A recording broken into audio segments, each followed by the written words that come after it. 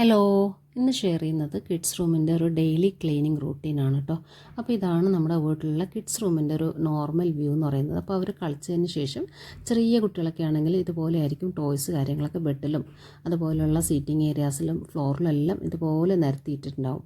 അപ്പോൾ അതൊക്കെ ഒന്ന് ഓർഗനൈസ് ചെയ്ത് വെക്കുക. പിന്നെ അതുപോലെ നമ്മുടെ ബെഡ്ഷീറ്റ് കാര്യങ്ങളൊക്കെ ഒന്ന് ഡസ്റ്റ് ചെയ്ത് നീറ്റാക്കിയിട്ട് വിരിച്ചു കൊടുക്കുക. പിന്നെ ഓരോ ഐറ്റംസും ഇൻ പ്ലേസ് ആക്കി വെക്കുക എന്നുള്ളതൊക്കെയാണ് ഈ ഒരു വീഡിയോയിൽ ഷെയർ ചെയ്യുന്നത്.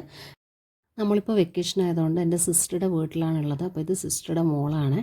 അപ്പോൾ ഞാൻ ക്ലീൻ ചെയ്യാൻ വന്നപ്പോൾ തന്നെ അവളും കൂടെ എൻ്റെ ഒപ്പം കൂടിയിട്ടുണ്ടായിരുന്നു. അപ്പോൾ ടോയ്സൊക്കെ അവൾ കറക്റ്റായിട്ട് ഓരോന്നും നീറ്റാക്കിയിട്ട് തന്നെ ഓർഗനൈസ് ചെയ്ത് വെക്കുന്നുണ്ടായിരുന്നു കേട്ടോ. അപ്പോൾ ഓരോ ടോയ്സും ഓരോ ബാസ്ക്കറ്റിലാക്കിയിട്ട് അത് ഓരോ പ്ലേസിൽ സെപ്പറേറ്റ് ചെയ്തിട്ട് കാറ്റഗറൈസ് ചെയ്തിട്ടാണ് അവൾ വെച്ചിട്ടുള്ളത്. അപ്പോൾ ആ ഒരു സെഗ്രിഗേഷൻ കണ്ടപ്പോൾ തന്നെ എനിക്ക് ഭയങ്കര ഇഷ്ടമായിട്ടോ. അത് നമ്മൾ കുട്ടികളിൽ മസ്റ്റായിട്ട് ഡെവലപ്പ് ചെയ്യേണ്ട ഒരു കാര്യമാണ്. അപ്പോൾ നമുക്ക് വെക്കേഷൻ ടൈമിൽ പ്രത്യേകിച്ചും കുട്ടികളെ കൊണ്ട് ഇതുപോലുള്ള ചെറിയ ചെറിയ കാര്യങ്ങളൊക്കെ ശീലിപ്പിക്കാനും അതുപോലെ നമ്മൾ സ്ക്രീൻ ടൈം കുറച്ചിട്ട് വേറെ കുറേ കാര്യങ്ങൾ ഇൻട്രൊഡ്യൂസ് ചെയ്യാനൊക്കെ പറ്റിയിട്ടുള്ള ഒരു ടൈമാണിത്.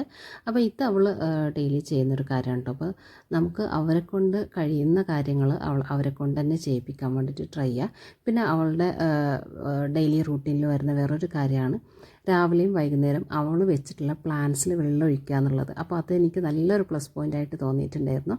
അപ്പോൾ അങ്ങനെയുള്ള കുഞ്ഞു കുഞ്ഞു കാര്യങ്ങൾ നമുക്കും കുട്ടികൾക്ക് ഇൻട്രൊഡ്യൂസ് ചെയ്യാൻ വേണ്ടിയിട്ട് പറ്റുന്നതാണ്. അപ്പോൾ അതാ അവൾ ഓരോന്നും കാറ്റഗറൈസ് ചെയ്ത് നീറ്റാക്കി എടുത്ത് വയ്ക്കുന്നുണ്ട്. അപ്പോൾ അതൊക്കെ കഴിഞ്ഞിട്ടാണ് ഞാൻ പിന്നെ ബാക്കി ക്ലീനിങ്ങിനൊക്കെ നിന്നിട്ടുള്ളത്.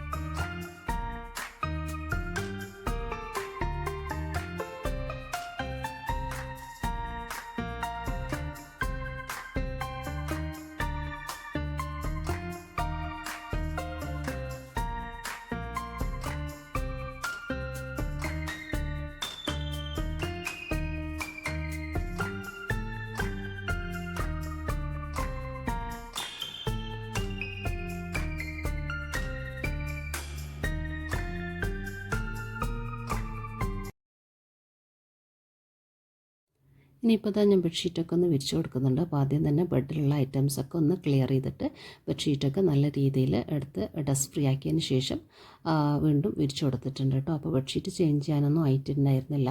അപ്പോൾ അതുകൊണ്ട് സെയിം ബെഡ്ഷീറ്റ് തന്നെയാണ് നമ്മളിവിടെ വിരിച്ചു കൊടുത്തിട്ടുള്ളത്.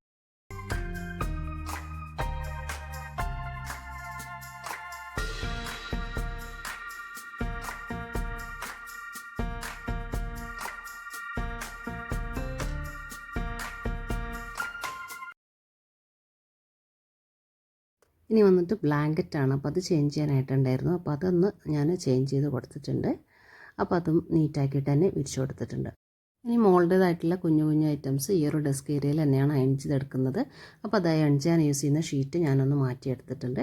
പിന്നെ വന്നിട്ട് ഡെസ്ക് ഏരിയയിലുള്ള കുഞ്ഞു കുഞ്ഞു ഐറ്റംസും കൂടെ മാറ്റിയിട്ട് അവിടെ ഒന്ന് ഡസ്റ്റ് ഫ്രീ ആക്കി വൈപ്പ് ചെയ്തും കൂടെ എടുക്കുന്നുണ്ട്. അപ്പോൾ ആദ്യം ഞാനൊരു വെറ്റ് വൈപ്സാണ് കൊടുക്കുന്നത്. അത് കഴിഞ്ഞിട്ട് ഡ്രൈ ആയിട്ടൊന്ന് വൈപ്പ് ചെയ്തെടുക്കുന്നുണ്ട്.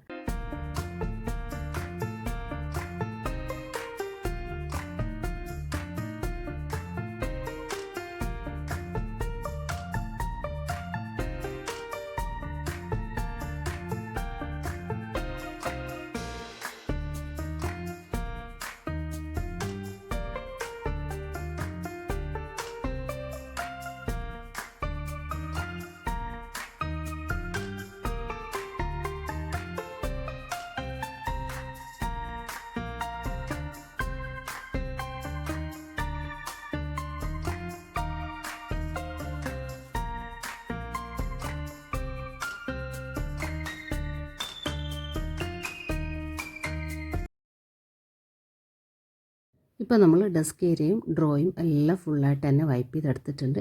ഇനി ഇതാ ഓരോന്നും അതിൻ്റേതായിട്ടുള്ള പ്ലേസിൽ പ്ലേസ് ചെയ്ത് കൊടുക്കുന്നുണ്ട് കേട്ടോ.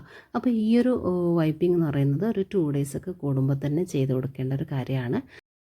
ഇനി ഇതാ അവളുടേതായിട്ടുള്ള ക്യൂട്ടായിട്ടുള്ള കുറേ കുഞ്ഞു കുഞ്ഞു ഐറ്റംസൊക്കെ ഉണ്ട് ഇവിടെ. അതൊക്കെ ഞാൻ അവിടെ തന്നെ റീഓർഗനൈസേഷൻ ചെയ്തെടുക്കുന്നുണ്ട്.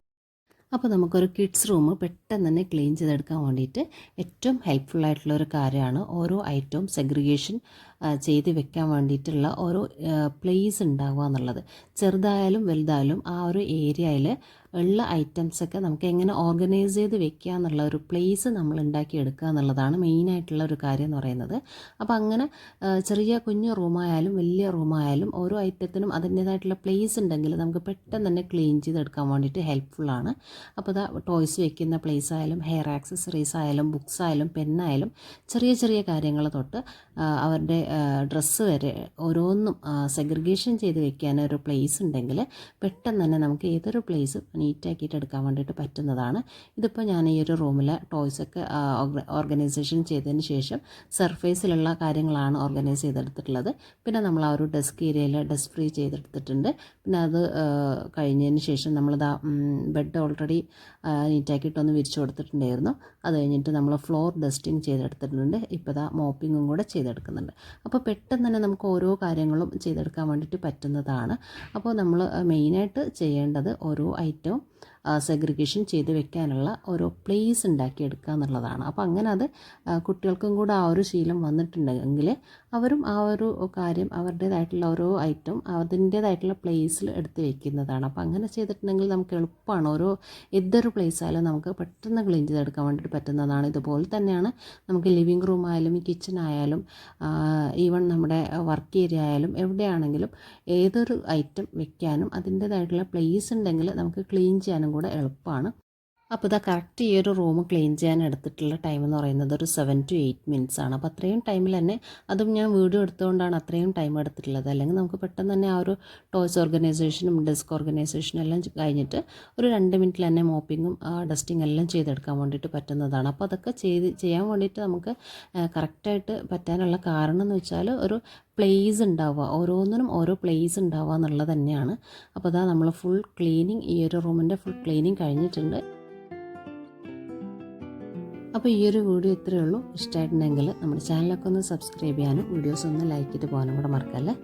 Thanks for watching.